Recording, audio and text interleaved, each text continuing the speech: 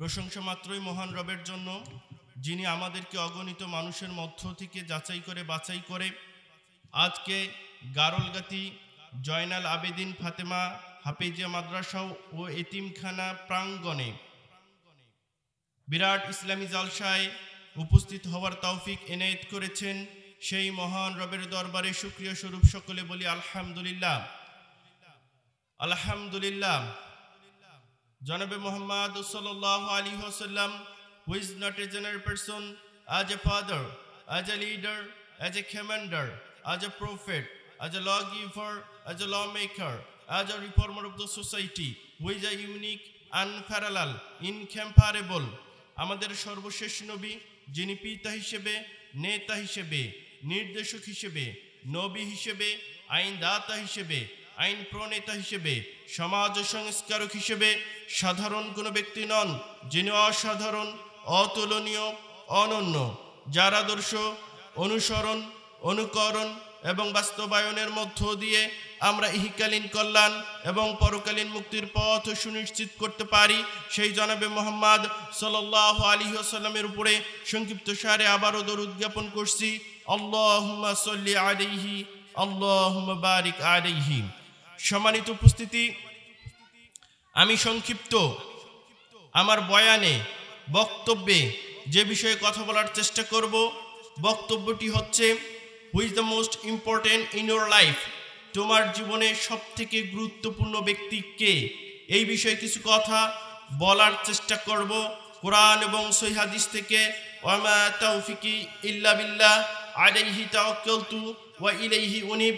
হে মহান রব, তুমি আমাকে কেবর, আদমত, রিয়া, অহংকার, অহংকারত্ব এবং প্রদর্শন ইচ্ছা ব্যতি রেখে শুধু তোমার সন্তুষ্টি অর্জনের উদ্দেশ্যে আজকে যারা এখানে উপস্থিত হয়েছেন এবং মিডিয়ার মাধ্যমে যারা শুনবেন, সকলের সামনেই যেন আমি কথাগুলো শুধু তোমার সন্তুষ্টি অর্জনের উদ্দেশ্যেই উপস্থাপন করতে পারি, সেই তৌফিক দান করো। সবাই বলে আল্লাহুম্মা আমিন। সম্মানিত উপস্থিতি, বক্তব্যের শুরুতেই বলে রাখি, যে বিষয়ে বক্তব্য প্রদান করব, বক্তব্যটির শেষে আমি এ বিষয়ে প্রশ্ন করব। প্রশ্নের উত্তর দিলে তার জন্য বই পুরস্কার হিসেবে আমি নিয়ে এসেছি, ইনশাআল্লাহ তাআলা সে পুরস্কার দেব। তাই মনোযোগ সহকারে বক্তব্যের পয়েন্টগুলো ধরতে হবে। সম্মানিত উপস্থিতি, 4987 নম্বর হাদিস মিশকাতের, যে হাদিসটি তিরমিজিতে 1944 নম্বরে রয়েছে, আব্দুল্লাহ ইবনে আমর রাদিয়াল্লাহু আনহু থেকে হাদিসটি বর্ণিত। তিনি বলেন, আল্লাহ রাসূল সাল্লাল্লাহু আলাইহি ওয়াসাল্লাম বলেছেন, খৈরুল আসহাবি ইনদাল্লাহি তাআলা খৈরুহুম লিসাহিবি ওয়া খৈরুল জিরানি ইনদাল্লাহি তাআলা খৈরুহুম লিজারিহি। The companion who is the best to Allah is the one who is best to his companion. মহান রবের নিকটে সঙ্গী হিসেবে, বন্ধু হিসেবে, সেই হচ্ছে সর্বোত্তম বন্ধু, যে তারা নিজের বন্ধুর নিকটে, সঙ্গীর নিকটে, কলিগের নিকটে উত্তম। সম্মানিত উপস্থিতি, রাসূল সাল্লাল্লাহু আলাইহি ওয়াসাল্লাম এখানে কি বললেন? যে the companion who is the best to Allah, সে বন্ধু হিসেবে, কলিগ হিসেবে, সহচারী হিসেবে, কম্প্যানিয়ন হিসেবে মহান রবের নিকটে উত্তম, যে তার নিজের বন্ধুর নিকটে উত্তম। আবার বললেন আল্লাহ রাসূল সাল্লাল্লাহু আলাইহি ওয়াসাল্লাম, ওয়া খৈরুল জিরানি ইনদাল্লাহি তাআলা খৈরুহুম লিজারি। এখানে বলা হচ্ছে যে the neighbor who is the best to Allah is the one who is best to his neighbor. প্রতিবেশী হিসেবে মহান রবের নিকটে সেই উত্তম প্রতিবেশী, যে তার নিজের প্রতিবেশীর নিকটে উত্তম। এখন আপনি চিন্তা করতেছেন যে বন্ধু হিসেবে, বা আমি কলিগ হিসেবে, বা আমি প্রতিবেশী হিসেবে, বা আমি সহচারী হিসেবে আমি উত্তম। নিজে নিজে উত্তম মনে করলেই হবে না। যখন প্রতিবেশী, কলিগ, বন্ধু এনারা বলবে যে বন্ধু হিসেবে তিনি আমার নিকটে উত্তম, কলিগ হিসেবে আমার নিকটে উত্তম, তখন মহান রবের নিকটেও সে উত্তম কলিগ, উত্তম বন্ধু, উত্তম সহচার এবং উত্তম প্রতিবেশী হিসেবে পরিগণিত হবে। Point clear? সম্মানিত উপস্থিতি, ইবনে মাজার 4223 নম্বর হাদিস, যে হাদিসের মধ্যে আব্দুল্লাহ ইবনে মাসউদ রাদিয়াল্লাহু আনহু থেকে বর্ণিত। তিনি বলেন, উক্ত হাদিসটি মিশকাতের পরের হাদিস, 4988 নম্বর হাদিস। এই হাদিসের মধ্যে বলতেছেন আল্লাহ রাসূল সাল্লাল্লাহু আলাইহি সাল্লাম কি একজন ব্যক্তি এসে বললেন, ক্বালা লি রাজুলিন ইয়া রাসূলুল্লাহ কাইফা লি আন আ'লামা ইযা আহসানতু আও ইযা আসাতু। একজন ব্যক্তি আল্লাহ রাসূল সাল্লাল্লাহু আলাইহি সাল্লামকে বললেন যে, ইয়া রাসূলুল্লাহ, ও মেসেঞ্জার অফ আল্লাহ সাল্লাল্লাহু আলাইহি ওয়াসাল্লাম, সকলে সাল্লাল্লাহু আলাইহি সাল্লাম বলি। তিনি বলতেছেন যে একজন ব্যক্তি এসে, কে বলতেছেন? আব্দুল্লাহ ইবনে মাসউদ রাদিয়াল্লাহু আনহু। তিনি বলতেছেন একজন ব্যক্তি এসে, অর্থাৎ সাহাবী এসে আল্লাহ রাসূল সাল্লাল্লাহু আলাইহি সাল্লামকে বলেন যে, ইয়া রাসূলুল্লাহ, হাউ ক্যান আই নো, আমি কিভাবে জানতে পারবো, when I have done well or I have done something bad, যখন আমি ভালো করব সেটা আমি কিভাবে বুঝতে পারবো, আর যখন খারাপ করেছি সেটাও কিভাবে বুঝতে পারবো। অর্থাৎ আমার প্রতিবেশী রয়েছে, বন্ধু রয়েছে, কলিগ রয়েছে, আমি তার সঙ্গে যে ভালো আচরণ করলাম না খারাপ আচরণ করলাম, এটা আমি কিভাবে বুঝতে পারবো।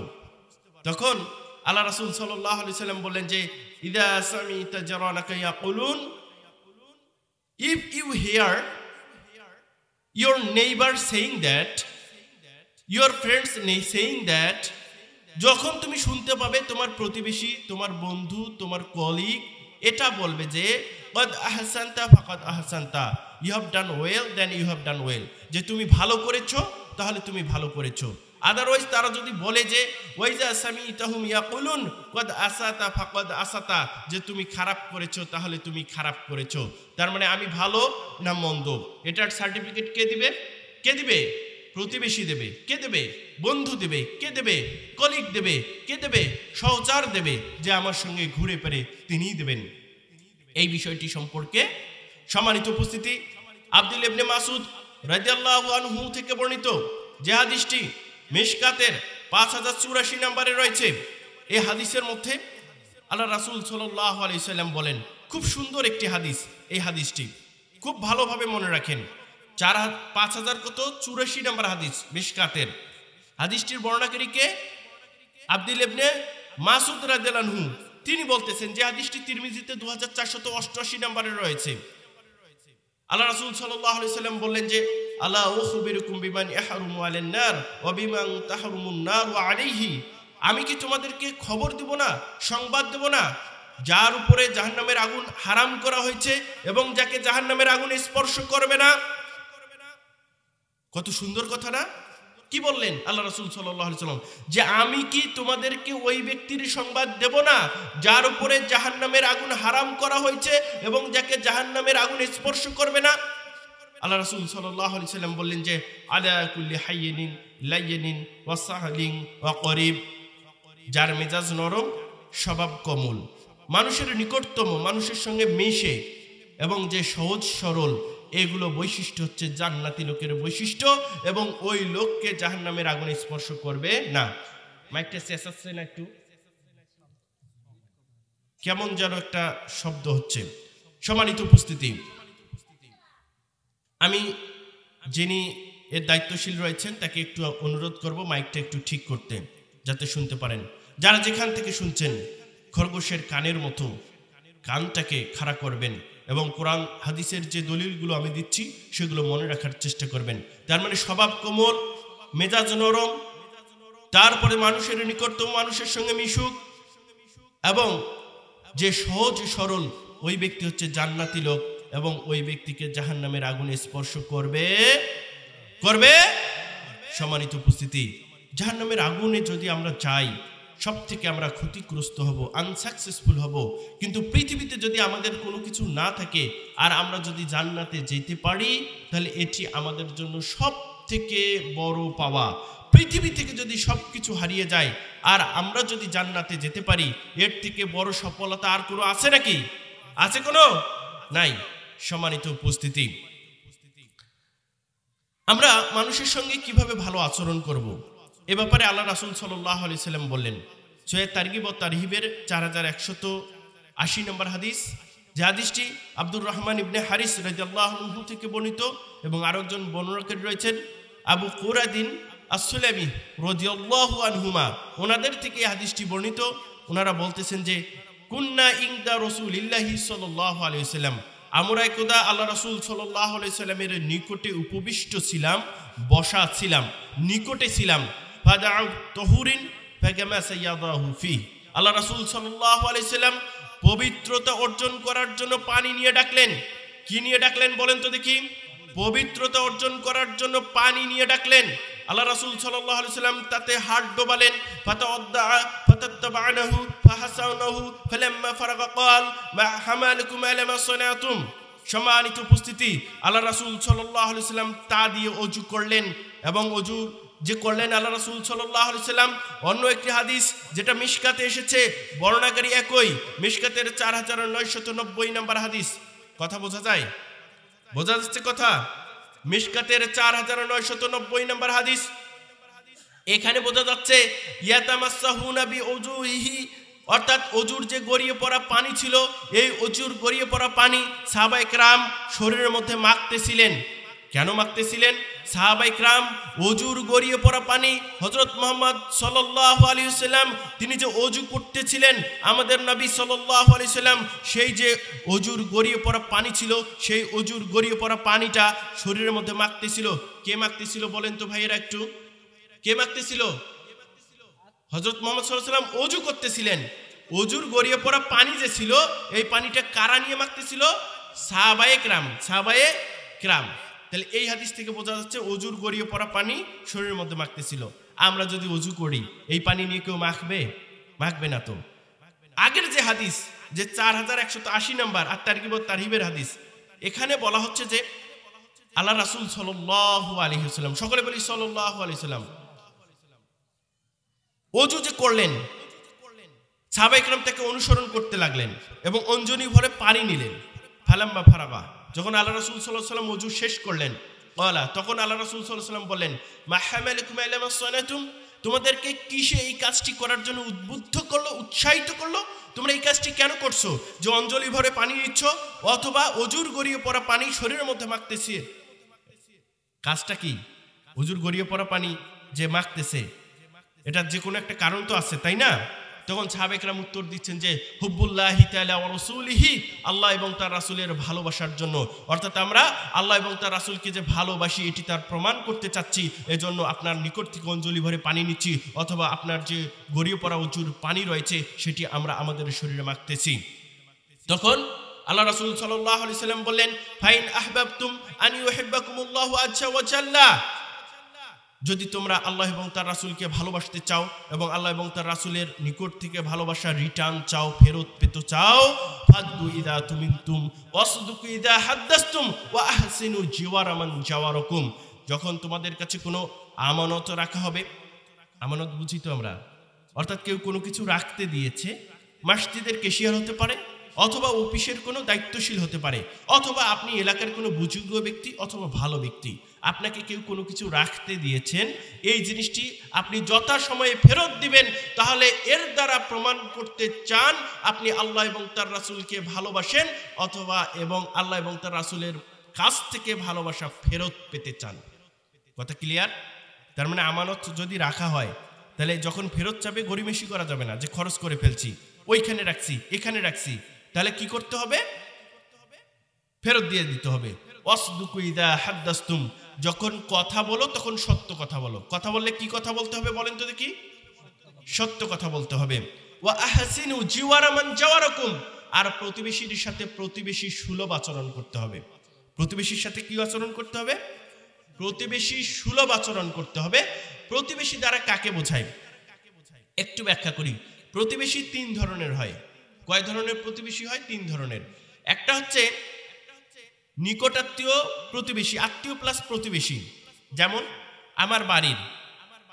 আমার বাড়ির আশেপাশে যে 40 × 4 অর্থাৎ 4 × 40 কত হয়? 160। 160 ঘর হচ্ছে আমার প্রতিবেশী। এগুলোর মধ্য থেকে অনেকে আমার আত্মীয় থাকতে পারে না, যে আমার বোন বিয়ে দিয়েছি সেখানে বাড়ি করেছে, অথবা ফুপু সেখানে বাড়ি করেছে। ফুপু আমার আত্মীয় প্লাস কি? প্রতিবেশী। আবার দেখা যাবে আপনাদের এই সিরাজগঞ্জের গারলগাতিতে রংপুরের কোনো লোক এসে বসত ভিটা গেড়েছে, হতে পারে না? উনি কি আপনার আত্মীয়? কিন্তু কি আপনার প্রতিবেশী। তার মানে একটা হচ্ছে আত্মীয় প্লাস প্রতিবেশী, আর একটা আত্মীয় নয় প্রতিবেশী, আর একটা হচ্ছে সাময়িক সময়ের জন্য প্রতিবেশী। কি সময়ের জন্য? কেমন বলেন তো দেখি? সাময়িক সময়ের উদাহরণ দিতে পারবেন? সাময়িক সময়ের কেমন উদাহরণ? আপনি সিরাজগঞ্জ থেকে কুমিল্লায় যাচ্ছেন, কোথায় যাচ্ছেন বলেন তো দেখি? কুমিল্লায় যাচ্ছেন, আপনার পাশের সিটে একজন আছে না? এই 10 ঘন্টা যে আপনি জার্নি করবেন, এই 10 ঘন্টার জন্য তিনি হচ্ছেন আপনার প্রতিবেশী। কথা ক্লিয়ার? আপনি যদি ওনার সঙ্গে খারাপ আচরণ করেন এখানে, তা আপনার ক্ষতি হতে পারে না?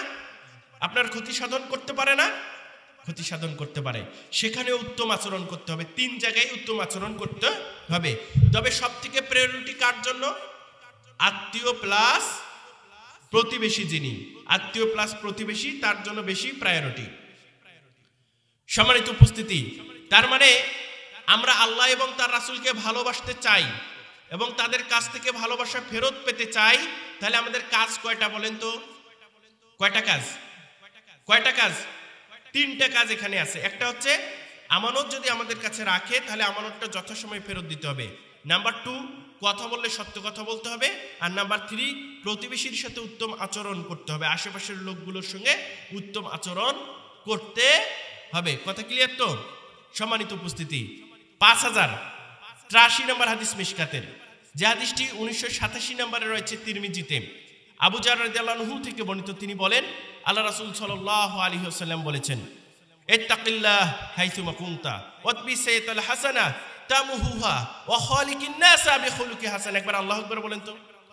আমাদের জন্য খুব সুন্দর এখানে সমাধান দেওয়া হয়েছে। আমাদের নফস আমাদেরকে খারাপ কাজের দিকে ধাবিত করে কিনা বলেন তো দেখি? আমাদের নফস আমাদেরকে খারাপ কাজের দিকে ধাবিত করে কিনা? করে। আমরা খারাপ কাজ করতে পারি। আল্লাহ রাসূল সাল্লাল্লাহু আলাইহি ওয়াসাল্লাম বলেন যে, ইত্তাকিল্লাহ হাইসুমা কুনতা ওয়াতবি সাইয়াতাল হাসানা তামুহুহা, যে তুমি যেখানেই থাকো না কেন আল্লাহকে ভয় করো। কাকে ভয় করো? আল্লাহকে ভয় করতে হবে। 3টা জিনিস মানুষকে মুক্তি দেয়। কয়টা জিনিস মানুষকে মুক্তি দেয়? 3টা জিনিস।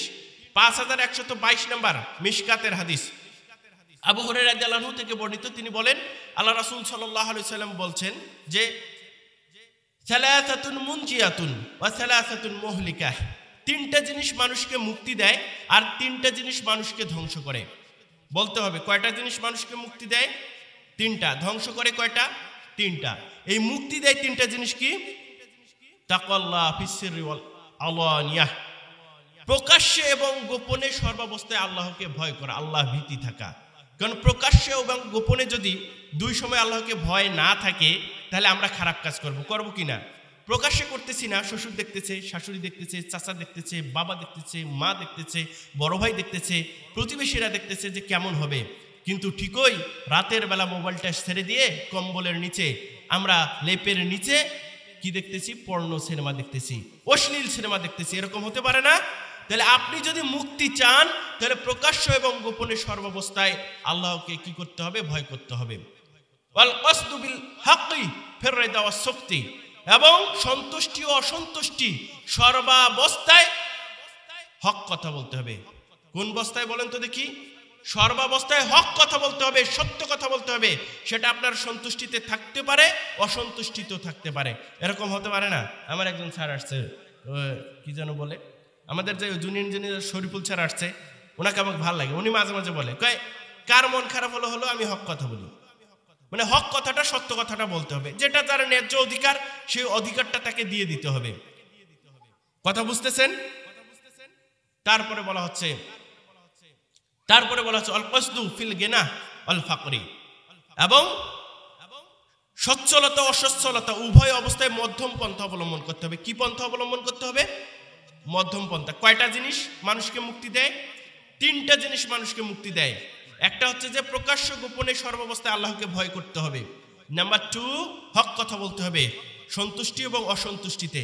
নাম্বার 3, সচ্ছলতা এবং অসচ্ছলতা উভয় অবস্থায় কি পন্থা অবলম্বন করতে হবে? মধ্যম পন্থা অবলম্বন করতে হবে। সম্মানিত উপস্থিতি, আমরা এই কথাগুলো দ্বারা বুঝতে পারি যে যদি এগুলো আমরা আমল করতে পারি তাহলে মুক্তি পাবো। মুক্তি পাবো মানে কি? পৃথিবী থেকে মুক্তি পাবো। কি থেকে মুক্তি পাবো বলেন তো? জাহান্নামের আগুন থেকে মহান রব আমাদেরকে মুক্ত করে জান্নাতে দেবেন, অর্থাৎ জাহান্নাম থেকে মুক্তি পাবো, এটা বোঝা যায়। সুবহানাল্লাহ বলবেন না একবার? সম্মানিত উপস্থিতি, কথাগুলো খুব মনোযোগ সহকারে শোনেন। প্রত্যেকটা কথাই দালিলিক, এবং যুক্তিপূর্ণ বলার চেষ্টা করব। কথা কি আমার বাপ দাদার না আমার কোনো কিস্সা কাহিনী মনে করতেছেন? সুর নাই, এই জন্যে সুরের প্রয়োজন আছে। কথা বলতে হবে হক কথা, দলিলিক কথা বলতে হবে। কেচ্চা কাহিনী এমন কথা বলাটা ঠিক নয়, কারণ এখানে একটা সময়ের দাম রয়েছে, এই সময়টার খেয়ানত হয়ে যাবে। কোনো আমলের কথা কোরআন হাদিস থেকে রেফারেন্স দিয়ে বলার চেষ্টা করতে হবে। রেফারেন্স না জানেন সমস্যা নেই, তবে কোরআন হাদিস থেকে আলোচনা করার চেষ্টা করতে হবে। সম্মানিত উপস্থিতি, শুধু কি পুরুষদের ক্ষেত্রে ভালো আচরণ করতে হবে, মহিলাদের ক্ষেত্রে নয়? আমার মা বোনেরা এখানে উপস্থিত রয়েছেন। 4992 নম্বর মিশকাতের হাদিস, যে হাদিসটি সহিহ তারগিবত তারহিবে 2560 নম্বরে রয়েছে। উক্ত হাদিসটি সিলসিলাতুস সহিহার 190 নম্বরে রয়েছে। সহিহুল আদাবুল মুফরাদের 88 নম্বরে রয়েছে। উক্ত হাদিসের মধ্যে আল্লাহ রাসূল সাল্লাল্লাহু আলাইহি সাল্লামকে একজন ব্যক্তি এসে বলতেছেন, ইয়া রাসূলুল্লাহ, বর্ণনাকারী আবু হুরায়রা রাদিয়াল্লাহু আনহু, একজন ব্যক্তি এসে আল্লাহ রাসূল সাল্লাল্লাহু আলাইহি সাল্লামকে বলতেছেন, ইয়া রাসূলুল্লাহ, ইন্না ফুলানাতা তুযকারু মিন কাসরাতি সালাতিহা ওয়া সিয়ামিহা ওয়া সাদাকাতিহা গায়রা আন্নাহা তুজিরানাহা বিলিসানিহা ক্বালা হিয়া ফিন্নার। বলেন যে হে আল্লাহ রাসূল, অমুক মহিলা সম্পর্কে জানা যায়, জনশ্রুতি আছে, প্রসিদ্ধি আছে যে অমুক মহিলা বেশি বেশি সালাত আদায় করেন, বেশি বেশি সিয়াম পালন করেন এবং বেশি বেশি দান সাদাকা করেন। কয়টা গুণ বলেন তো দেখি? একটা সালাত বেশি বেশি আদায় করেন, একটা সিয়াম বেশি বেশি আদায় করেন, সিয়াম পালন করেন বেশি বেশি। সালাত কিভাবে আদায় করেন? 5 ওয়াক্ত সালাত পড়েন, তাহাজ্জুদের সালাত পড়েন, নফল সালাত পড়েন, যখন ইচ্ছা তখন সালাত পড়েন। আবার সিয়াম পালন করেন, শুধু রমাদানের সিয়াম নয়, সোমবার বৃহস্পতিবারের সিয়াম পালন করেন। শুধু তাই নয়, আয়ামি বীজ অর্থাৎ চন্দ্র মাসের যে 13, 14 এবং 15 তারিখের যে সিয়াম রয়েছে তাও পালন করেন এবং আশুরার সিয়াম পালন করেন। যখন ইচ্ছা তখন নফল সিয়াম পালন করেন, দান সাদাকাও করেন বেশি বেশি। কি বেশি বেশি করেন? দান সাদাকাও করেন বেশি বেশি। কিন্তু তিনি তার জিহ্বা দিয়ে, মুখমণ্ডল দিয়ে তার প্রতিবেশীকে কষ্ট দেন। এজন্য আল্লাহ রাসূল সাল্লাল্লাহু আলাইহি সাল্লাম বললেন যে হিয়া ফিন্নার, ওই মহিলা হচ্ছে জাহান্নামী। ওই মহিলা কি মহিলা কি করছে বলেন তো দেখি? সালাতও আদায় করছে, সিয়ামও পালন করছে এবং দান সাদাকাও করছে। কম কম না সমান সমান? বেশি বেশি করছে। মাশাআল্লাহ, বেশি বেশি করছেন। এরপরেও তার মুখমণ্ডল দিয়ে গালিগালাজ করে না মহিলারা? আপনার এলাকায় সম্ভবত নাই, এই এলাকায় তো নাই না, যে গালিগালাজ করে না, মহিলারা ঝগড়া লাগে না। তো মুখমণ্ডল থেকে যদি হেফাজত না করতে পারে ওই মহিলা, তাহলে ওই মহিলার এত গুণ থাকা সত্ত্বেও আল্লাহ রাসূল সাল্লাল্লাহু আলাইহি সাল্লাম বললেন যে ওই মহিলা হচ্ছে জাহান্নামী। আবার বলা হচ্ছে যে আল্লাহ রাসূল সাল্লাল্লাহু আলাইহি সাল্লামকে বলেন, ফাইন্না ফুলানাতা তুযকারু মিন কিল্লাতি সালাতিহা ওয়া সিয়ামিহা ওয়া সাদাকাতিহা ওয়া লা তুজিরানাহা বিলিসানিহা ওয়া আন্নাহা তাসাদ্দাকু বিল আসওয়ারি মিনাল আকিদ ক্বালা an-নাবী সাল্লাল্লাহু আলাইহি সাল্লাম হিয়া ফিল জান্নাহ। একবার সুবহানাল্লাহ বলবেন না? বলা হচ্ছে যে এক মহিলা সম্পর্কে জানা যায় তিনি কম কম সালাত আদায় করেন, কম কম সিয়াম পালন করেন, কম কম দান সাদাকা করেন। কম কম সালাত আদায় করেন দ্বারা কি বোঝায় বলেন তো দেখি? তিনি ফরজ সালাত অন্তত আদায় করেন। কম সিয়াম দ্বারা কি বোঝায়? রমাদান মাসের সিয়াম পালন করেন অন্তত। এবং কম দান সাদাকা দ্বারা কি বোঝায়? ওয়া আন্নাহা তাসাদ্দাকু বিল আসওয়ারি মিনাল আকিদ, তিনি দান সাদাকা করেন পনিরের অংশ বিশেষ। কিসের অংশ বিশেষ? পনির। পনির কোথা থেকে তৈরি হয়? পনির দুধ থেকে তৈরি হয়। দুধ কি আরব বিশ্ব হচ্ছে সহজলভ্য একটি প্রোডাক্ট। এই দুধ থেকে পনির তৈরি হয়। এই পনিরের কি দেন? টুকরা বিশেষ, অংশ বিশেষ দেন, দান সাদাকা করেন। বলা হচ্ছে ওয়ালা তুজিরানাহা বিলিসানিহা, কিন্তু তার মুখমণ্ডল দিয়ে তিনি তার প্রতিবেশীকে কষ্ট দেন না, অর্থাৎ ঝগড়া ঝাঁটি করেন না। আল্লাহ রাসূল সাল্লাল্লাহু আলাইহি সাল্লাম বলেন যে হিয়া ফিল জান্নাহ, ওই মহিলা হচ্ছে জান্নাতি। সুবহানাল্লাহ বলবেন না? তার মানে যদি কম সালাত আদায় করে অর্থাৎ ফরজ সালাত আদায় করে, কম সিয়াম পালন করে অর্থাৎ ফরজ সিয়াম পালন করে, কম দান সাদাকা পনিরের অংশ বিশেষ দিছে, এরপরে ওই মহিলা জান্নাতি কেন বলেন তো দেখি? প্রতিবেশীকে কষ্ট দেয় না এই জন্য। আর ওই মহিলা কি করছিল? বেশি সালাত আদায় করে, বেশি সিয়াম পালন করে, বেশি দান সাদাকা করে, এরপরে ওই মহিলা কি হচ্ছে বলেন তো দেখি? জাহান্নামী। কারণ কি? প্রতিবেশী বকাবকি করে, এই জন্য জাহান্নামী। সম্মানিত উপস্থিতি, আপনি যদি চান প্রতিবেশী ছেড়ে কি দূরে চলে যেতে পারবেন?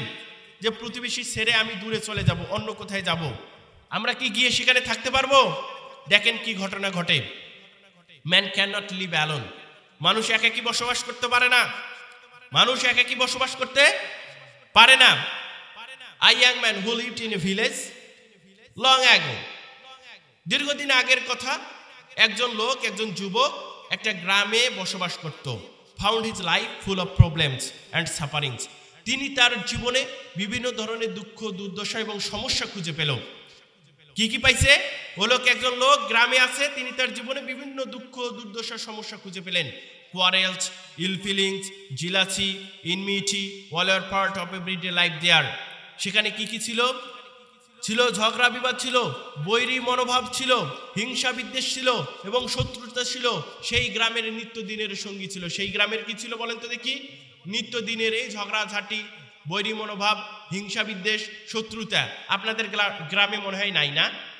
এই গ্রামে আছে নাকি? জমি জমা নিয়ে মারামারি ক্যাসাল আছে না? ঝগড়া বিবাদ আছে না? ওই লোক কি করলো? ওই লোক তখন করতেছে কি যে আমি আর এই গ্রামে থাকবো না। He left his village, he left his house. তিনি তার গ্রামটা ত্যাগ করছেন, বাড়িটা ত্যাগ করছেন। Went to a jungle. তিনি একটা জঙ্গলে গেছেন। To live by himself, একাকী বসবাস করার জন্য। ওই মহিলা কি করলেন বলেন তো দেখি? ওই পুরুষ কি করলেন? গ্রামটা ছাড়লেন, বাড়িটা ছাড়লেন, একটা জঙ্গলে গেলেন একাকী বসবাস করার জন্য। There he made a little nice hut. সে সেখানে একটা সুন্দর করে ঘর তৈরি করলো। With wood, bamboo and reeds to live by himself. তিনি সেখানে একাকী বাস করার জন্য সেখানে উড মানে কি? কাঠ। বেম্বু মানে কি? বাঁশ। রিডস মানে কি? রিডস হচ্ছে একটা জঙ্গলের মধ্যে, বন জঙ্গলের মধ্যে গাছ পাওয়া যায়, ওই গাছের বড় বড় পাতা থাকে, ওই পাতা দিয়ে। তো আমরা যদি এখানে খড়ের ছাউনি করি না, টিন দিয়ে ঘর তৈরি করি না, তিনি সেখানে উড বেম্বু অর্থাৎ কাঠ, বাঁশ আর নলখাগড়া জাতীয় গাছের যে পাতা আছে সেটা দিয়ে একটা সুন্দর কুঁড়ে ঘর তৈরি করলেন একাকী বাস করার জন্য। ওই ব্যক্তি বলতেছে, how happy I am here, said the man to himself. ওই ব্যক্তি তখন নিজে বলতেছে, আমি এখানে কত সুখী, কত ভালো আছি আমি এখানে, আমি একাকী আছি। But he found some mice in his heart. তিনি একদিন তার যে কুঁড়ে ঘর রয়েছে, এই কুঁড়ে ঘরের মধ্যে কিছু ইঁদুর খুঁজে পাইছে। কি খুঁজে পাইছে বলেন তো দেখি? কিছু ইঁদুর খুঁজে পাইছে। The little creature soon made holes in his blanket. এই ছোট্ট যে প্রাণীটি রয়েছে ইঁদুর, তার যে কম্বল ছিল, কম্বল ফুটা করে ফেলছে। কম্বল কি করা শুরু করে দিছে? ছিদ্র করে না কম্বল? ইঁদুর কি কম্বল ছিদ্র করে না? আচ্ছা, এখন যদি আপনারা দেখেন তাহলে ইঁদুর মারার কি ওষুধ আছে না? যন্ত্র আছে না? কিন্তু তখন কি ছিল? অনেকদিন আগের ঘটনা, তখন ছিল না। আচ্ছা, ইঁদুর মারতে পারে কে? মারতে পারে বলেন তো দেখি? বিড়াল। মাশাআল্লাহ। He brought a cat to kill the mice. তিনি একটা বিড়াল নিয়ে আসলেন। এরকম শ্রোতার দরকার আছে, মাশাআল্লাহ। তিনি একটা বিড়াল নিয়ে আসছেন কাকে মারার জন্য? ইঁদুরকে মারার জন্য। তিনি ইঁদুরকে যখন মারবেন, বিড়াল নিয়ে আসছে। বিড়ালেরও তো খাদ্যের প্রয়োজন, বিড়াল আবার পছন্দ করে। The cat needed milk. এই বিড়ালের আবার প্রয়োজন হয়েছে দুধের। কিসের প্রয়োজন হয়েছে? বিড়াল কি পছন্দ করে বলো তো দেখি? দুধ পছন্দ করে। আর দুধ কি উনি কোথায় আছে এখন? ওই লোক জঙ্গলে আছে, ওইখানে দুধ পাবে কোথায়? He brought a cow. সে কি নিয়ে আসলো? গরু নিয়ে আসছে। গরু আনলে কি হবে? দুধ পাওয়া যাবে। আচ্ছা, গরু যদি নিয়ে যায়, গরু কি এমনি দুধ দিতে পারবে যদি না খাওয়ায়? He brought a cowboy. এই গরুর আবার প্রয়োজন হলো কি? The cow needed grass and hay. ঘাস এবং খড়কুটো। খড় আছে না? খড়ের প্রয়োজন হলো। তিনি এই ঘাস এবং খড়কুটো এগুলো সংগ্রহ করার জন্য তিনি একটা কি নিয়ে আসলেন? কাউবয় নিয়ে আসলেন। He brought a cowboy. তিনি একটা কাউবয় নিয়ে আসলেন। আচ্ছা, কাউবয়ের খাদ্যের প্রয়োজন নাই? রান্না করে কে দিবে? The cowboy needed food. এই কাউবয়ের আবার রাখালের আবার কিসের প্রয়োজন হলো? খাদ্যের প্রয়োজন হলো, খাবারের প্রয়োজন হলো। এরপরে কি করলো দেখো, এবার পালা আসতেছে। তিনি বিয়ে শাদী করলেন। He took a wife to cook meals. তিনি বিবাহ করলেন, একটা স্ত্রী নিয়ে আসলেন রান্না করার জন্য। The children were born to them. আচ্ছা, বিয়ে শাদী করলে কি হইবে? বাচ্চা কাচ্চা হইবে, তাই না? তো বাচ্চা কাচ্চা হইলো। The man found himself again in a family, ওই ব্যক্তি আবার নিজেকে একটা পরিবারের মধ্যে খুঁজে পেল। তো পরিবার হইল না, তো সন্তান সন্ততি বড় হলে তাদের বিবাহ শাদী দিতে হবে না, বিয়াই বিয়ান হবে না, ওখান থেকে নাতিপুতি হবে না, তা আবার তো কি হবে, প্রতিবেশী হয়ে যাবে, আবার একটা পাড়া মহল্লা গ্রাম হয়ে যাবে, হবে কি না? হবে। সম্মানিত উপস্থিতি, এখান থেকে বোঝা যাচ্ছে no one can live alone, কেউ একাকী বাস করতে পারে না, unless that person either angels or devil, যদি ফেরেশতা হয় অথবা শয়তান হয়। শয়তান লোক একাকী বাস করতে পারে, শয়তান লোক কি করতে পারে? একাকী বাস করতে পারে। তো এই গ্রামের প্রতিবেশীদের মধ্যে একটা ভালো একটা বন্ডিং থাকা দরকার না? এখানে একটা মাহফিল হচ্ছে, কেউ যদি সামনের অবস্থা যদি ভিডিও করে, মান সম্মান কিছু থাকবে? মান সম্মান কিছু থাকবে?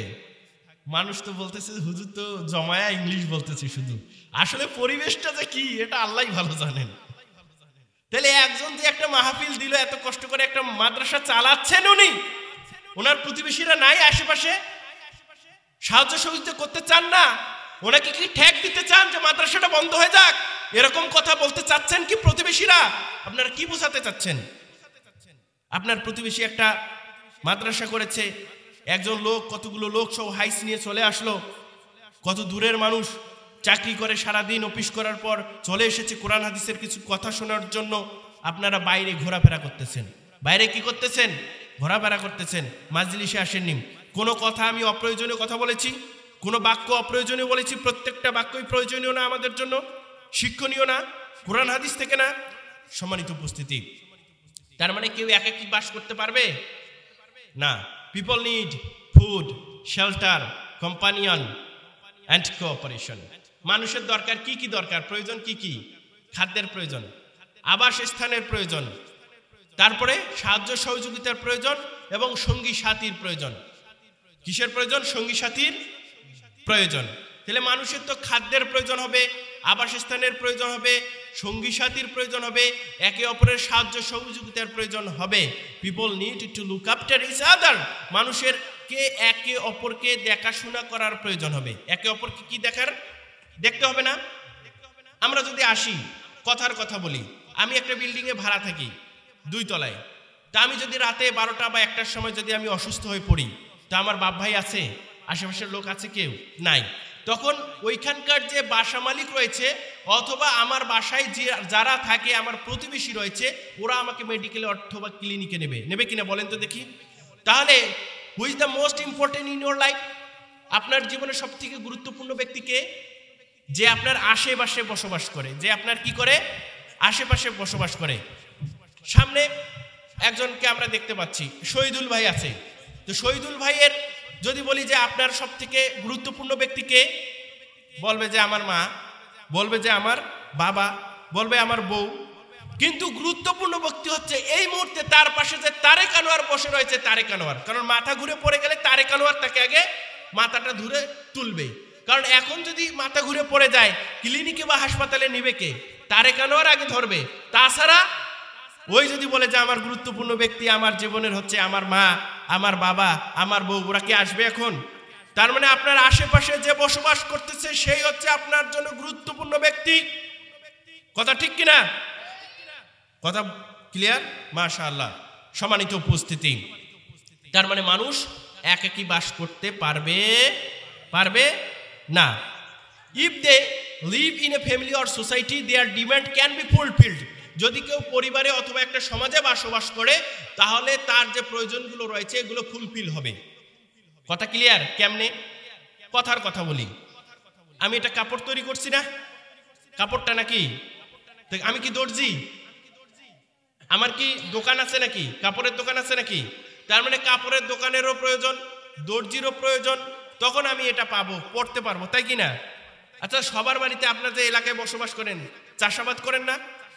লেভেলার মই চেনেন? মই সবার বাড়িতে মই আছে নাকি? সবার বাড়িতে আছে। যদি কোনো সময় প্রয়োজন হয়, অন্যের বাড়িতে মই থাকলে মইটা আমরা চেয়ে নিয়ে আসি, একটু দেন তো।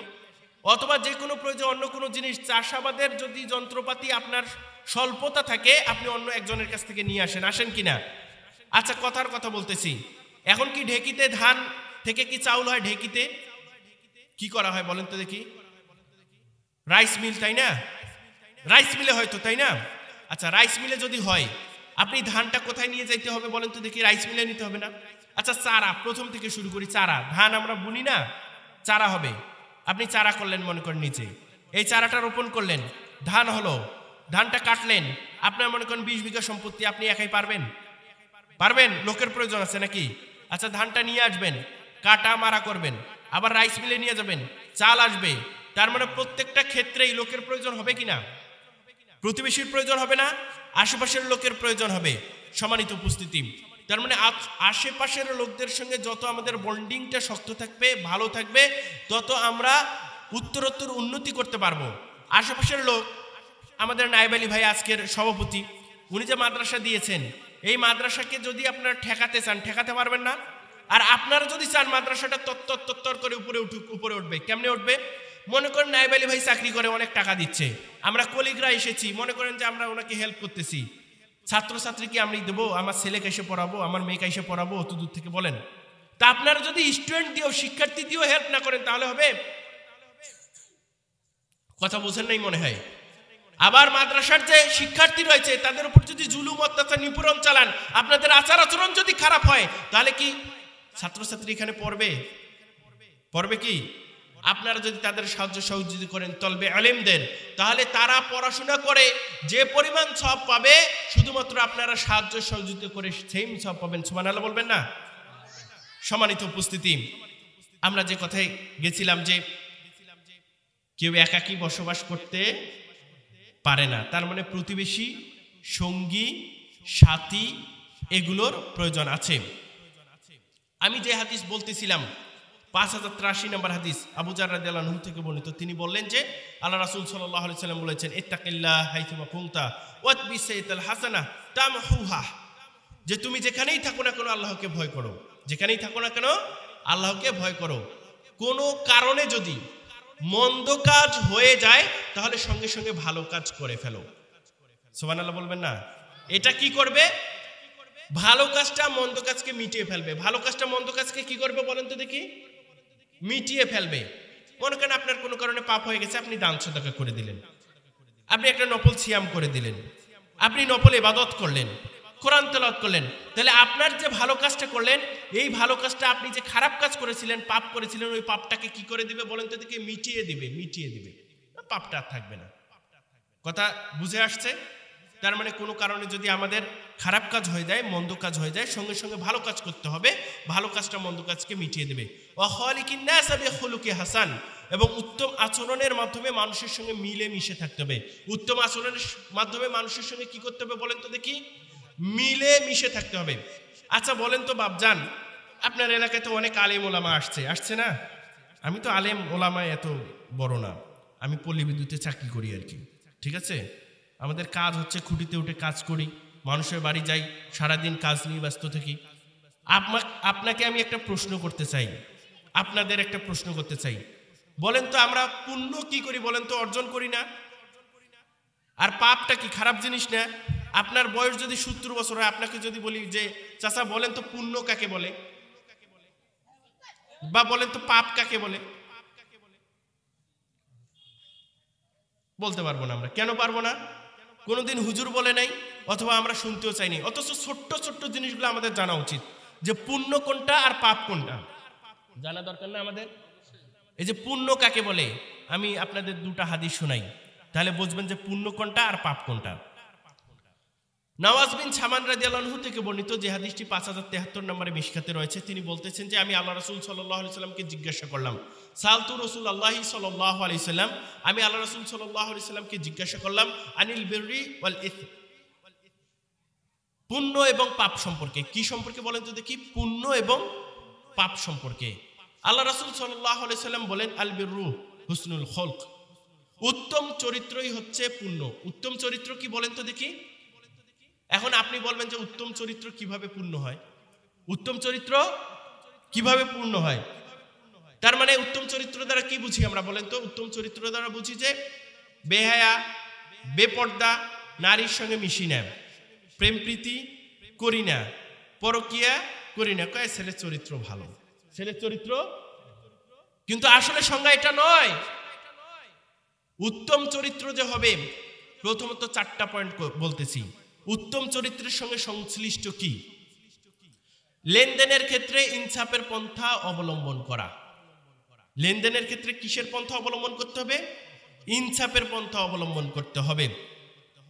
চেষ্টা সাধনা প্রয়োগের ক্ষেত্রে কোমলতা অবলম্বন করতে হবে। বিধিবিধান প্রয়োগের ক্ষেত্রে মধ্যম পন্থা অবলম্বন করতে হবে এবং ইহসানের ক্ষেত্রে ত্যাগ করতে হবে। এছাড়া আল্লাহ তাআলা মুমিনদের সম্পর্কে যত ভালো গুণাবলী উল্লেখ করেছেন কোরআনুল কারীম এবং আল্লাহ রাসূল সাল্লাল্লাহু আলাইহি সাল্লাম বলেছেন, সবগুলো হুসনুল খুলকের অন্তর্ভুক্ত। কথা কি ক্লিয়ার? আমাদের কি এই লেনদেন ঠিক আছে? চেষ্টা ঠিক আছে? আমরা কি বিধিবিধান যখন দেই তখন কি মধ্যম পন্থা অবলম্বন করি? ইহসানের ক্ষেত্রে কারো উপর দয়া করব, অনুগ্রহ করব, এই ক্ষেত্রে কি ত্যাগ করি, বেশি স্যাক্রিফাইস করি, কনসিডার করি? এরকমটা কি গুণাবলী আছে? এছাড়া মুমিনদের যত গুণাবলীর কথা বলা হয়েছে, যেমন সূরা আনফালের 2 নম্বর আয়াতে মহান রব বলেন, ইন্নামাল মুমিনুনা আল্লাযীনা ইযা যুকিরাল্লাহু ওয়াজিলাত কুলুবুহুম ওয়া ইযা তুলিয়াত আলাইহিম আয়াতুহু যাদাতুহুম ঈমানান ওয়া আলা রাব্বিহিম ইয়াতাওয়াক্কালুন। যে যখন তাদের সামনে কোরআনের আয়াত তেলাওয়াত করা হয় তখন তাদের হৃদয়গুলো ভয়ে প্রকম্পিত হয় এবং তাদের ঈমান বৃদ্ধি পায়। এখানে কোরআন হাদিসের আলোচনা হচ্ছে, ঈমান বৃদ্ধি পাচ্ছে, আমাদের ভয়ে প্রকম্পিত হচ্ছে। আমরা কি আসতেছি এই জলসায়? এখানে কি আসছি আমরা? এসে কি আলোচনা শুনতেছি? হয় না। তার মানে কি? হুসনুল খুলক, উত্তম চরিত্র নাই। তারপরে মুমিনদের ব্যাপারে সূরা মুমিনুনের 1 থেকে 10 নম্বর আয়াতে দেখবেন গুণাবলীগুলো বলা হয়েছে। কি বলা হয়েছে? যে ক্বাদ আফলাহাল মুমিনুন আল্লাযীনা হুম ফি সলাতিহিম খাশিউন। তারাই সফলকাম যারা তাদের সালাতে বিনয়ী। কেউ যদি সালাত আদায় না করে তাকে কি চরিত্রবান বলা যাবে?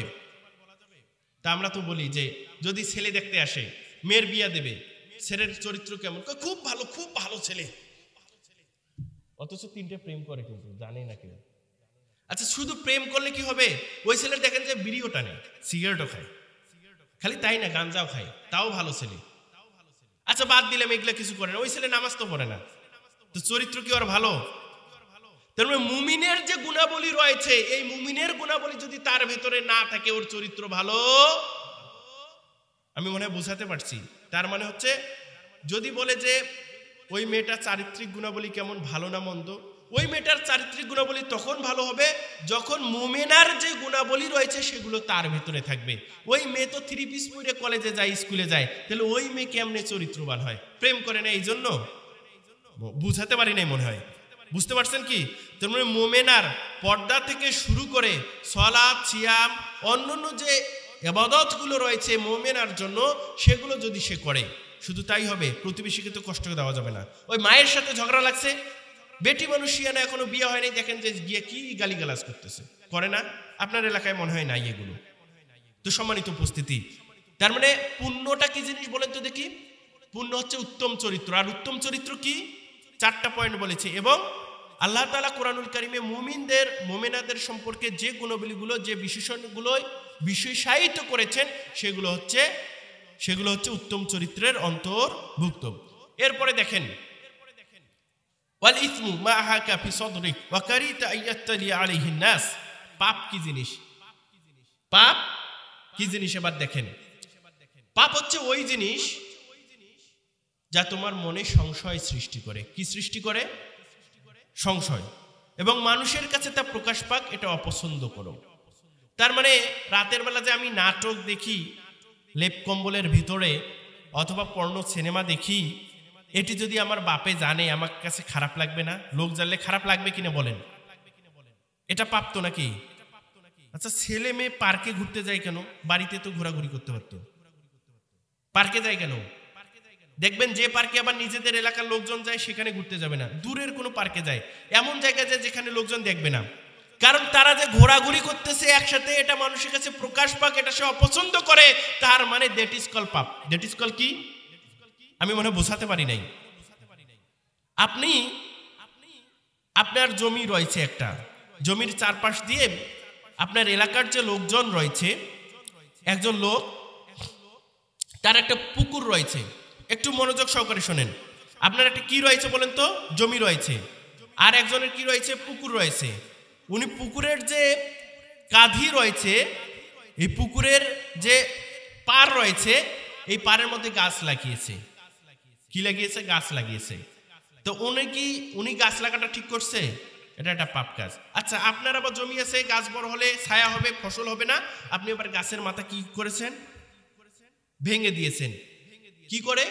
চুপ করে, লুকিয়ে। এটা ওনার কাছে প্রকাশ পাক বা লোক সমাজে প্রকাশ পাক, এটা পছন্দ লাগে না, খারাপ লাগে না, দ্যাট ইজ কল পাপ। তাহলে পাপ কি জিনিস বুঝতে পারছেন তো? আপনার মনে যেটা সংশয় সৃষ্টি করে। ওয়াবিসা ইবনে মা'বাদ রাদিয়াল্লাহু আনহু তিনি বলতেছেন যে আতাইতুন নবী সাল্লাল্লাহু আলাইহি ওয়াসাল্লাম, আমি আল্লাহ রাসূল সাল্লাল্লাহু আলাইহি ওয়াসাল্লামের নিকটে আসলাম। আল্লাহ রাসূল সাল্লাল্লাহু আলাইহি ওয়াসাল্লাম বললেন যে জিতা তাসালু আনিল বিররি, তুমি আমার নিকটে এসেছো পুণ্য সম্পর্কে জিজ্ঞাসা করার জন্য? তিনি বললেন যে নাম। কে বলেন তো? একজন সাহাবী, ওয়াবিসা ইবনে মা'বাদ রাদিয়াল্লাহু আনহু। তিনি কার কাছে গিয়েছেন? আল্লাহ রাসূল সাল্লাল্লাহু আলাইহি ওয়াসাল্লামের কাছে গিয়েছেন শুধু। আর আল্লাহ রাসূল সাল্লাল্লাহু আলাইহি ওয়াসাল্লাম কি বলেন? জিতা তাসালু আনিল বিররি, তুমি আমার নিকটে এসেছো পুণ্য সম্পর্কে জিজ্ঞাসা করার জন্য? তিনি বললেন হ্যাঁ। ওয়াবিসা ইবনে মা'বাদ রাদিয়াল্লাহু আনহু তিনি বলতেছেন হ্যাঁ, আমি পুণ্য সম্পর্কে জিজ্ঞাসা করার জন্য এসেছি। তখন আল্লাহ রাসূল সাল্লাল্লাহু আলাইহি ওয়াসাল্লাম বলেন ইস্তাফতি কলবিক, তুমি তোমার কলবকে, তোমার অন্তরকে জিজ্ঞাসা করো। পাপ কোনটা জিনিস আমাদের অন্তরকে জিজ্ঞাসা করলে হয় না? বা পুণ্যটা কোন জিনিস এটা অন্তরকে জিজ্ঞাসা করলে হবে না? পুণ্য কি জিনিস? ইস্তাফতি কলবিক, তুমি তোমার কলবকে জিজ্ঞাসা করো। এটা কে বললেন বলেন তো? কে বললেন? কে বললেন? আল্লাহ রাসূল সাল্লাল্লাহু আলাইহি ওয়াসাল্লাম বললেন যে আল বিররু মা আতমাআন্নাত ইলাইহিন নাফসু ওয়া আতমাআন্না ইলাইহিল কলব, যা তোমার আত্মা এবং মনকে আশ্বস্ত করে, তৃপ্ত করে, তাই হচ্ছে পুণ্য। তাই কি বলেন তো দেখি? পুণ্য। আপনি যে এখানে ময়দানে এসে বসেছেন, মনটা ভাল লাগতেছে না? জান্নাতের বাগানে বসতে পারছেন, ভাল লাগছে কিনা? ভাল লাগছে তো? ফজিলত জানেন এটার? এই মুহূর্তে আমাকে আপনাকে ভালোবাসা আল্লাহর জন্য ওয়াজিব হয়ে গেছে। সুবহানাল্লাহ বলবেন না? এবং ওয়াহাফাতুমুল মালাইকা, মালাইকারা কিন্তু এখানে ঘিরে ধরছে আমাদেরকে। সুবহানাল্লাহ বলবেন না? সম্মানিত উপস্থিতি, দেখেন বিষয়টা, এটা তৃপ্ত লাগতেছে। আর যে ব্যক্তি ওই দোকানে আড্ডা পিটাচ্ছে, ওদের কি ভালো লাগতেছে না খারাপ লাগতেছে? খারাপ লাগতেছে। তাহলে মনের মধ্যে সংশয় ছিল, এই বলবে যে হুজুর কথা বললো, রংপুরের লোক, আমরা যেতে পারলাম না, এখানে বসে থাকলাম। খারাপ লাগবে না তার অন্তরে? যেটা মনের মধ্যে সংশয় সৃষ্টি করে, এইটার নাম হচ্ছে, মানুষ যদি ফতোয়াও দেয় ভালো, এটার নাম হচ্ছে পাপ। আবার বললেন আল্লাহ রাসূল সাল্লাল্লাহু আলাইহি ওয়াসাল্লাম আল ইসমু মা হাকা ফি সদরিক, যা তোমার মনে সংশয় সৃষ্টি করে, ওয়া তারাদ্দাদা ফি সদরি ওয়া ইন আফতাকান নাস ওয়া আফতাউকা, যদি মানুষ তার পক্ষে ফতোয়া দেয় যে ওটা ঠিক আছে, তারপরেও যা তোমার আত্মাকে অশান্তিতে রাখে, মনকে সংশয়ে রাখে, এটার নাম হচ্ছে পাপ। এটার নাম কি বলেন তো দেখি? না বুঝাইতে পারি নাই মনে হয়? বুঝাইতে পারছি? তাহলে আজকে থেকে এতদিন কি জানতেন পুণ্য কাকে বলে আর পাপ কাকে বলে? পুণ্য হচ্ছে উত্তম চরিত্র। উত্তম চরিত্র আপনি যতক্ষণ পর্যন্ত উত্তম চরিত্রের মধ্যে থাকবেন, মুমিনের গুণাবলী আপনি অর্জন করতে পারবেন, সব সময় আপনি সবের মধ্যে আছেন। সব সময় কিসের মধ্যে আছেন? যেমন যদি ইশারা নামাজ জামাতে পড়ি, ফজরের নামাজ জামাতে পড়ি, সারা রাত কিসের সব জানেন? সারা রাত ইবাদত বন্দেগীর সব। সুবহানাল্লাহ বলবেন না? সম্মানিত উপস্থিতি, তার মানে আমাদেরকে মুমিনের গুণাবলী অথবা পুণ্য কোনটা এটা বুঝলাম, পুণ্য অর্জন করার চেষ্টা করতে হবে, এবং যেটা পাপ রয়েছে পাপ থেকে নিজেকে মুক্ত রাখার চেষ্টা করতে হবে। আচ্ছা, আমরা এখানে অনেকে আছি, পাপ হয় না, পাপ হয় কিনা বলেন তো দেখি?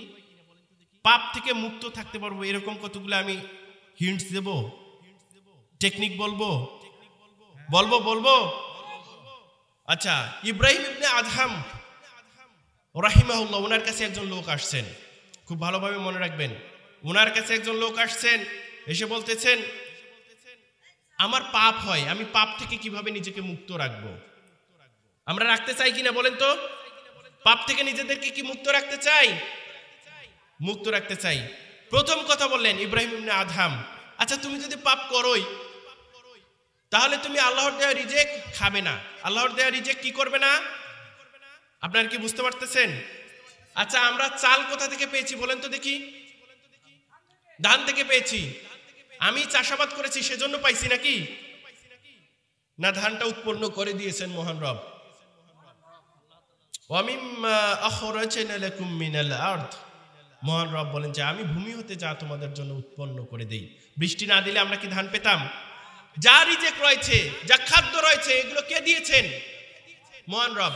তো মহান রব যদি আমাদের খানা দেন, আর ইব্রাহিম ইবনে আদম তিনি বললেন যে যদি তোমার পাপ হয়, তুমি যদি এটা চিন্তা করো, তাহলে ঠিক আছে, তুমি পাপ করো, কোনো সমস্যা নাই, কিন্তু আল্লাহর দেয়া রিজেক খাইও না, আল্লাহর খানা খাইও না। তখন ওই ব্যক্তি বললো, এটা কি সম্ভব? সম্ভব নাকি আমাদের পক্ষে খানা না খেয়ে বেঁচে থাকা সম্ভব? আচ্ছা, এটা পয়েন্ট গেল। আচ্ছা ঠিক আছে, যদি তুমি পাপ করোই, 2 নম্বর পয়েন্ট বললেন, যদি তুমি পাপ করোই, তাহলে তুমি মহান রবের দেয়া জমিনে জায়গায় থেকো না। এই জমিন কি বাপের টাকায় কিনে নিছি, চাকরির বেতন থেকে কিনে নিছি, এর জন্য আমার জমিন? জমিন কে দিয়েছেন? বসবাস উপযোগী কে করেছেন? আলাম নাজআলিল আরদা মিহাদা ওয়াল জিবালা আওতাদা। সূরা নাবার 6 এবং 7 নম্বর আয়াতে মহান রব বলেন, আমি কি এই পৃথিবীর মধ্যে যে পাহাড়গুলো স্থাপন করেছি, এগুলো কি প্রেক সদৃশ স্থাপন করিনি? এবং ভূমিকে কি তোমাদের জন্য বিছানা স্বরূপ করিনি? এই ভূমিটা আমাদের জন্য কি স্বরূপ বলেন তো দেখি? একটু বলবো ভাই, কেন বিছানা স্বরূপ?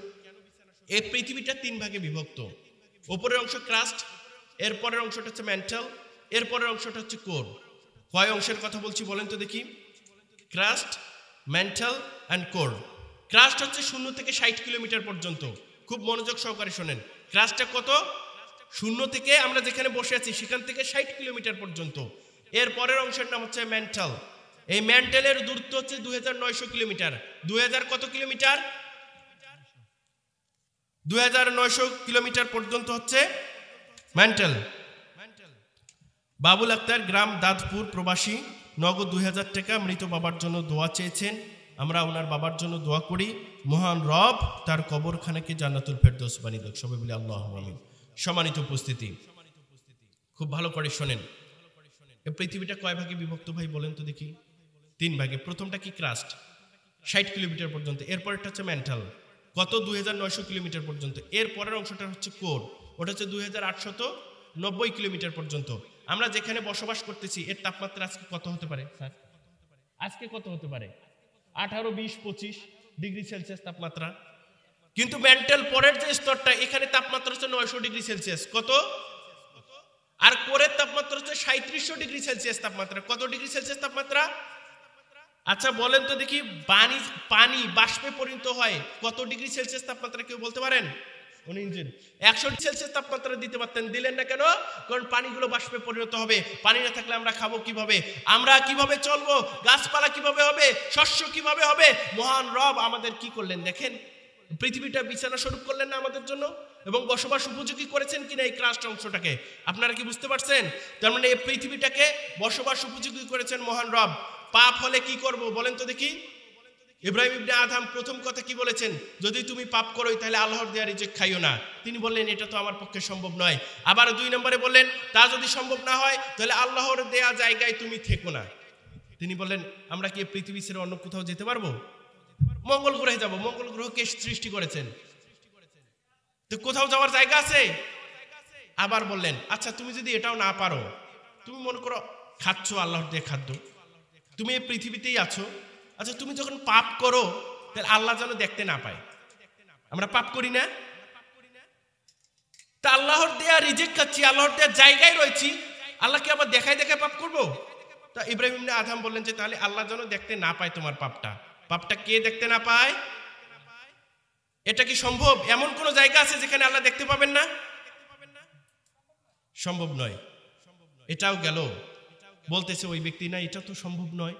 চতুর্থবার বলেন আচ্ছা তুমি আল্লাহর দেওয়া রিজিক খাচ্ছ, আল্লাহর দেওয়া জায়গায় থাকতেছো, আল্লাহকে দেখেই পাপ করতেছো, তাহলে তুমি একটা কাজ করো, তুমি মালাকুল মউতের সাথে একটা সন্ধি করো, মালাকুল মউত যেন তোমাকে কিছুদিন পরে তোমার জন্য হায়াতটা বাড়িয়ে দেয়। যে কতদিন? মনে করেন যে আজকে আমি পাপ করতেছি, মালাকুল মউতের সাথে একটা সন্ধি করে নিলাম, হ্যাঁ মালাকুল মউত, আজরাইল তুমি 5 বছর পরে বা 3 মাস পরে আমার জানটা কবজ করিও, কারণ আমি এখন পাপ করতেছি, এই 3 মাস আমি একটু সওয়াব অর্জন করব। কি করব? কথা কি বুঝতেছেন আপনারা? ইব্রাহিম ইবনে আদম কি বললেন? বলেন তাহলে তুমি মালাকুল মৌতের কাছে একটা সন্ধি করো, তার কাছে একটু সময় বেশি বাড়িয়ে নাও যাতে বেশি দিন বাঁচতে পারো, তখন তুমি সব করে নিও। তখন উনি বলতেছে এটাও তো সম্ভব নয়। সম্ভব কি? মালাকুল মৌতের সাথে সন্ধি করতে পারবো? যে কোনো মুহূর্তে আমি এখন পাপ করতেছি, পাপ করা অবস্থায় আমার মৃত্যু হতে পারে, হতে পারে না? তাহলে মালাকুল মৌতের কাছে সময়ও বাড়িয়ে নিতে পারছে না। বলতেছে ঠিক আছে, তুমি সবে করলা, আল্লাহর দয়া রিজিক খাইলা, জায়গায় থাকলা, আল্লাহকে দেখিয়ে পাপ করতেছো, মালাকুল মৌত তোমার জানও কবজ করেছে, এখন তো তুমি পরকালে গেছো, তাহলে তুমি একটা কাজ করো, জাহান্নাম থেকে নিজেকে বাঁচিয়ে জান্নাতে নিয়ে যাইও। এটা কেমনে সম্ভব? আমি কি জাহান্নাম থেকে নিজেকে মুক্ত করে কি আমি জান্নাতে যেতে পারবো? মোহাম্মদ আব্দুর রাজ্জাক, গ্রাম গারলগাতি, নগদ 1000 টাকা মৃত বাবার জন্য দোয়া চেয়ে দান করেছেন। আমরা ওনার জন্য দোয়া করি, আল্লাহুম্মা গফির লাহু ওয়ারহামহু ওয়াআফিহি ওয়াফু আনহু ওয়াকরিম নুসুলাহু ওয়াসি মাদখালাহু ওয়াগসিলহু বিল মাই ওয়াসসালজি ওয়াল বারাদ। আল্লাহ তার উপর রহম করুন, তাকে ক্ষমা করুন, তাকে নিরাপদে রাখুন, তার কবরকে প্রশস্ত করে দিন, তাকে ধৌত করে দিন, তার পাপকে বরফ শিশির এবং পানি দ্বারা। সবাই বলে আমিন। সম্মানিত উপস্থিতি, কোন কথায় ছিলাম বলেন তো দেখি? 5 নাম্বার পয়েন্টে ছিলাম। যদি ইব্রাহিম ইবনে আদম বললেন যে যদি তুমি পাপ করোই, প্রথম কি? রেজেক খেও না, বললেন এটাও তো সম্ভব নয়। তারপরে বললেন আল্লাহর দেয়া জায়গায় থেকো না, বললেন যে এটাও তো সম্ভব নয়। 3 নম্বরে বললেন আল্লাহকে দেখে পাপ করিও না, বললেন যে এটাও তো সম্ভব নয়। চতুর্থবার বললেন যে তাহলে তুমি মালাকুল মৌতের সাথে সময় বাড়িয়ে নাও, তোমার মৃত্যুর সময়টা একটু বাড়িয়ে নাও, যাতে এখন তোমার জান কবজ না করে দেরিতে করে। তখন বললেন এটাও তো সম্ভব নয়। শেষে বললেন যে তাহলে তুমি যদি এই 4টা কাজ এখানে পৃথিবীতে থাকতে করো, তোমার জানও কবজ হয়ে যায়, তুমি পরকালে যে যাবা, তাহলে জাহান্নাম থেকে নিজেকে মুক্ত করে জান্নাতে নিয়ে যাও। জাহান্নাম থেকে মুক্ত করে নিজেকে কোথায় নেয়ার কথা বললেন? জান্নাতে। এটা কি সম্ভব? আমাদের কারোর পক্ষে সম্ভব? হে গারলগাতিবাসী, একটা নসিহত মনে রাখবেন, যখন আপনি সালাত আদায় না করে, আপনি যখন কম্বলের নিচে রয়েছেন, আপনি যখন জোহরের সালাত আদায় না করে খেতে খামারে রয়েছেন, তখন আপনি এই 5টি কথা মনে রাখবেন। তাহলে আমি যেহেতু আজকে আল্লাহর নাফরমানি করলাম, সালাত আদায় না করলাম, আমি যেহেতু আল্লাহর কাজ শরীয়ত মেনে চলতেছি না, তাহলে আল্লাহর দেয়া খানা খাবো না, আল্লাহর দেয়া জায়গায় থাকবো না। আল্লাহকে দেখে দেখে আমি কেমনে নামাজ না পড়ি? আল্লাহ তো আমাকে দেখতেছেন, ফজরের সালাত হচ্ছে, অনেকেই সালাত আদায় করতেছে, আমি কিভাবে কম্বলের নিচে থাকি, আমি কিভাবে কাঁথার নিচে থাকি। সম্মানিত উপস্থিতি, যদি এটিও না হয়, আপনি তো এখন পাপ করতেই নিমজ্জিত আছেন, এখনো তো আপনি পাক্কা নামাজি হতে পারলেন না, তাহলে মালাকুল মৌতের সাথে আপনি সন্ধি করেন, এটাও তো আপনার পক্ষে সম্ভব নয়। আপনি মরেই গেলেন, হঠাৎ করে আপনাকে জান কবজ করাই হলো, তখন আপনি তাহলে জাহান্নাম থেকে নিজেকে মুক্ত করে জান্নাতে নিয়ে যান, এটিও তো আপনার পক্ষে সম্ভব নয়। সম্মানিত উপস্থিতি, আমি আপনারে কি দিয়ে বুঝাবো? আমি আপনারে কি দিয়ে বুঝাবো? আমি আপনারে কি দিয়ে বুঝাবো? আমি আপনারে তো বুঝাতে পারবো না। সম্মানিত উপস্থিতি, আমাদের যে কোনো মুহূর্তে মৃত্যু আসতে পারে। কেউ অস্বীকার করি সালাত আদায় না করে কেমনে থাকি? আছি না? পাপ করে কেমনে থাকি? পরকে কেমনে করি? না করতেছি না এরকম? একটু চিন্তা করেন। আপনারা হয়তোবা সুরের পাগল, সুরেলা বক্তা যখন উঠবে তখন হয়তোবা আপনারা কথা শুনবেন, এজন্য বাইরে ঘোরাফেরা হয়তোবা অনেকেই করতেছেন। যে কথাগুলো বললাম, কথাগুলো মনে থাকবে? মনে থাকবে? আমাদেরকে কয়েকটা কাজ করতে হবে ভাই, কয়েকটা কাজ। আমি আজকে বলি, আমরা একটা হারামের সঙ্গে সবসময় যুক্ত থাকি। মিশকাতের 4314 নম্বর হাদিস, আবু হুরায়রা রাদিয়াল্লাহু আনহু থেকে বর্ণিত। আল্লাহ রাসূল সাল্লাল্লাহু আলাইহি ওয়াসাল্লাম বলেছেন, মা আসফালা মিনাল কাবাইনি মিনাল ইজহারি ফিন্নার, the part of calcaneum which is covered with cloth will go to hellfire, will go to hellfire। টাকনুর নিচের যে অংশটুকু রয়েছে, যা কাপড় দ্বারা আবৃত থাকে, তা জাহান্নামে যাবে। দ্বিতীয় বক্তা এসেছেন। আচ্ছা, দ্বিতীয় বক্তা এসেছেন আজকের মাহফিলের দ্বিতীয় বক্তা কারি মাওলানা মোহাম্মদ আমিনুল ইসলাম সিরাজি, সদস্য বাংলাদেশ আল কোরআন গবেষক, Sirajganj, BA honours, MA masters Kushtia বিশ্ববিদ্যালয় ও কামিল এমএ অল। মাশাআল্লাহ। আমি ওনার জন্য দোয়া করি, আল্লাহ তাআলা ওনার ইলমে আমলে বারাকা দান করুন, সবাই বলে আমিন। এবং ওনাকে পৃথিবীব্যাপী ওনার কণ্ঠকে আল্লাহ তাআলা কবুল করুন, সবাই বলে আল্লাহুম্মা আমিন। আমি একটি কথা আপনাদেরকে বলতেছিলাম, যে পাপটা আমরা সব সময় করে থাকি। একটা কথা, যে 4314 নম্বর মিশকাতের হাদিস। ওই হাদিসের মধ্যে আল্লাহ রাসূল সাল্লাল্লাহু আলাইহি সাল্লাম কি বলেছেন? The part of calcaneum which cover with cloth will go to hellfire. টাকনুর নিচের যে অংশটুকু কাপড় দ্বারা আবৃত থাকে তা জাহান্নামে যাবে। এই পাপটা আমরা প্রায় লোক করি, আমার কলিগরা রয়েছেন এখানে, অনেকেই এটা করি। আর আপনাকে একটা কথা বলি, আপনি একটা পাপ করতেছেন, যে মুহূর্তে করতেছেন সেটা আপনি হারাম কাজ তখন করলেন, ওকে, কিন্তু আপনি টাকনুর নিচে যে কাপড়টা পরিধান করতেছেন, আপনি যদি 24 ঘন্টা পরিধান করেন, 24 ঘন্টা আপনি হারামের সঙ্গে জড়িত আছেন। বুঝাইতে পারি নাই মনে হয়, আমি বুঝাইতে পারছি কি? অতএব এটা থেকে আমাদেরকে বেরিয়ে আসতে হবে। আরো অনেকগুলো কাজ রয়েছে। আমরা আরেকটা ভুল কাজ করি, সংক্ষেপে বলি, পশ্চিম দিকে থুতু ফেলি। পশ্চিম দিকে কি ফেলি? থুতু ফেলি। আমরা অনেকে জানি না, কিয়ামতের দিন যারা পশ্চিম দিকে থুতু ফেলবে, তাহলে ওই থুতু তার মুখে নিক্ষেপ করে দেওয়া হবে। নাউযুবিল্লাহ বলবেন না? আমরা কি জানি এই জিনিসটা কি জানি? আমরা যেখানে সেখানে যেমন তেমন করে আমরা থুতু ফেলি। থুতু ফেলার নিয়ম হচ্ছে সব থেকে যে বাম দিকে বা পায়ের কাছাকাছি এভাবে ফেলানো, তবে পশ্চিম দিকটা যেন ওই অবস্থায় না যায়। সম্মানিত উপস্থিতি, আমাদের আর কিছু কাজ করা খুব জরুরি, যেটা আমি গতকালকে বলেছিলাম যে নেশাদার দ্রব্য থেকে আমাদেরকে বেরিয়ে আসতে হবে। জর্দা, বিড়ি, সিগারেট, গুল, তামাক পাতা, হুইস্কি, ফেন্সিডিল, এগুলো আমার অনলাইনে বক্তব্য রয়েছে। আমি বলেছি, অকাঠ্য দলিল দিয়ে প্রমাণ করেছি। I was the student of science, আমি সায়েন্সের বিজ্ঞানের স্টুডেন্ট ছিলাম। একটা সিগারেটের মধ্যে যে পরিমাণ নিকোটিন থাকে, এই নিকোটিন যদি একটা সুস্থ সবল যদি কোনো লোকের শরীরে ইনজেকশনের মাধ্যমে শিরায় পুশ করা হয়, ওই লোক মারা যাবে তৎক্ষণাৎ। অর্থাৎ রেসলিং খেলে আপনারা জানেন, বা মনে করেন যে এরকম যদি হয়, তাহলে হচ্ছে যে কি হবে বলেন তো দেখি? তাহলে ওই লোক সঙ্গে সঙ্গে মারা যাবে। অতএব সম্মানিত উপস্থিতি, নেশাদার দ্রব্যকে আমাদের পরিত্যাগ করতে হবে। আমি গতকালকে জর্দা, গুল এবং সিগারেট নিয়ে মঞ্চে উঠেছিলাম পরশুদিনের মাহফিলে। অসংখ্য লোক, অগণিত লোক, আপনাদের মতো এত কম সংখ্যক লোক নয়, অনেক লোক চ্যালেঞ্জ করেছিলাম, যে জীবনে জর্দা খান নাই বা জীবনে গুল গ্রহণ করেন নাই, উনি আসেন, একজন লোক যিনি খায় তার মতো একটু গ্রহণ করেন, আপনার শুকুর হয় কিনা, মস্তিষ্কের বিকৃতি হয় কিনা। কেউ এই চ্যালেঞ্জ গ্রহণ করার মতো সাধ্য ছিল না। এবং বলেছি, মা আসকারা ক্যাথিরু ফাকলিলু হারাম, জাবের রাদিয়াল্লাহু থেকে বর্ণিত 3393 নম্বর হচ্ছে ইবনে মাজার হাদিস। যার বেশি পরিমাণ খেলে মস্তিষ্কের বিকৃতি হয়, তার অল্প পরিমাণও হারাম, কণাও হারাম। তাহলে বেশি পরিমাণ খেলে যদি মস্তিষ্কের বিকৃতি হয়, আমি বলেছিলাম শুধু একটা গুল, যিনি নিয়মিত গুল খান, এই গুলটা খান, শুকুর হয় কিনা। যদি হয়, উনি যদি 250 গ্রাম খাওয়ার পর যদি ওনার শুকুর হয়, তার মানে ওনার জন্য অল্প একটু হারাম। কথা ক্লিয়ার? ওখানে অসংখ্য দলিল দিয়েছি আমি, এখন আমার সময় নেই। আমি সকলকে উদাত্ত আহ্বান জানাবো, আপনার এমন কোনো উপকার আছে বিড়ি, সিগারেট, জর্দাগুলের মধ্যে আমাকে বলেন তো যে এইটা উপকার আছে? একটা উপকার থাকতে পারে, প্রেমিকার সাথে ব্রেকআপ হয়েছে, আইসা সিগারেট টানলে মনে হয় ভাল লাগে, আবার নতুন প্রেম হইলো ওই সিগারেট টানবে, প্রেম একটা হয়েছে সিগারেট টানবে, আবার ব্রেকআপ হয়েছে তাও সিগারেট টানবে। তাহলে ভালো কি জিনিস? সম্মানিত উপস্থিতি, এটা আমরা পরিত্যাগ করব। ঠিক আছে, কি কি বলেছি? সালাত আদায় করব, টাকনুর উপরে প্যান্ট পরবো, পশ্চিম দিকে থুতু ফেলবো না, আর কি বলছি? নেশা জাতীয় দ্রব্যগুলো আমরা ছেড়ে দেব ইনশাল্লাহ। সবাই নিয়াত করি। কি সব রয়েছে জানেন কি? এটার একটা সব রয়েছে, একটু বলি। উনি এসেছে, আমি 37 নম্বর ইমাম নববী রাহিমাহুল্লাহর হাদিসে আরবাইন কিতাবের 37 নম্বর হাদিস। আলহামদুলিল্লাহ আমার সম্পূর্ণ কিতাবটা মুখস্থ রয়েছে। ইবনে আব্বাস রাদিয়াল্লাহু আনহু থেকে বর্ণিত হাদিসটি, ইন্নাল্লাহ তাআলা কাতাবাল হাসানাতি ওয়াস সাইয়্যাত, নিশ্চয়ই আল্লাহ তাআলা পুণ্য এবং পাপ এগুলো লিখে রেখেছেন। যে ব্যক্তি ভালো কাজের নিয়ত করে আর করতে না পারে, তার জন্য একটা পূর্ণ সব রয়েছে। সুবহানাল্লাহ বলবেন না?